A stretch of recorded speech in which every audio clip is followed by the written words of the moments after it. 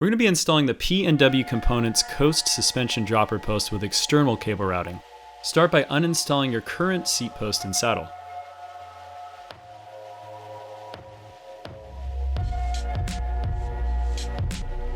Insert the dropper post into the seat tube, making sure that it's pointed in the correct orientation. The product logo and height measurement lines should be on the back side of the post. Set your dropper to your desired height and tighten the seat collar bolt until it holds the dropper post in place. It's important to follow your frame manufacturer's recommended torque setting for the seat collar, as this varies between manufacturers. Install your saddle into the saddle clamp by loosening the bolts just enough to create an opening for the saddle rails to slide into place.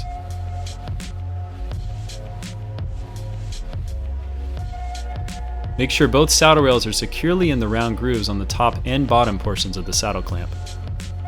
Slide the saddle to your desired placement and tighten the bolts until they are secure using a 5mm Allen wrench. One cool thing to note about the Puget 1x is that it's also SRAM Matchmaker X compatible right out of the box. You'll just need to use SRAM's adapter hardware to install it. For this video, we'll be installing it using the standard clamp. You'll notice that there are two bolt positions to bring the lever more inward or outward, depending on your preference. Start by sliding the hinge clamp over the bar and using a 4mm Allen, tighten the bolt clamp to the lever body until it's snug.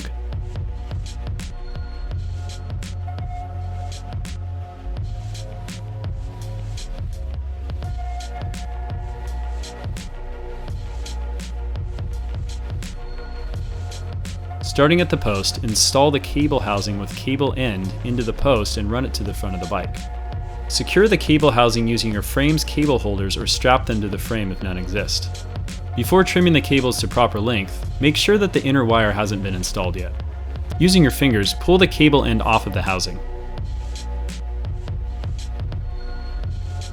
Use your fingers to hold the cable in place where the cable will be installed into the lever while pulling the excess slack through the other side.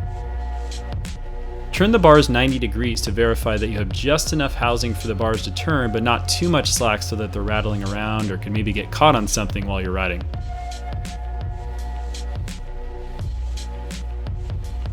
As they say, measure twice and cut once. Using a pair of cable cutters, cut the cables to your measured spot. Starting back at the post, slide the inner wire through the housing.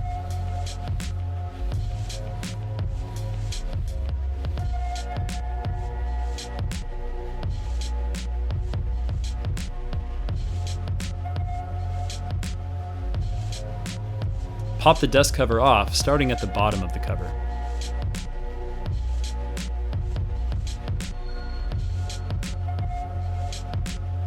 Insert the cable end into the slotted opening of the cable carrier. Using the slot in the dust cover, slide the cable through and snap the dust cover into place, starting at the top of the dust cover and working your way back down. Slide the cable housing into the opening at the bottom of the mid cap and firmly seat it into place. Reinstall the cable end that was removed when trimming the cables at the front of the bike by sliding the inner cable through the opening and push the cable end firmly into the housing.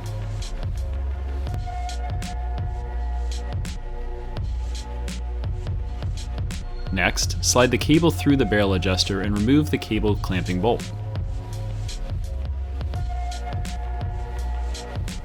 Push the lever to the resting position and reinstall the cable bolt so that it can clamp the inner cable.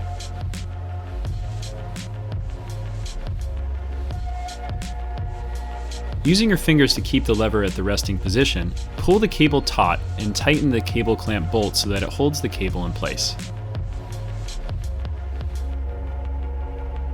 Wiggle the lever to assess how much play there is. Twist the barrel adjuster to remove any slack, but not so much that the dropper is actuated.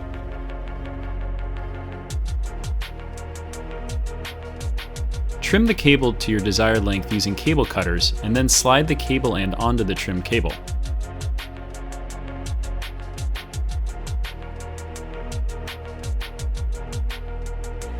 Use pliers to crimp it closed.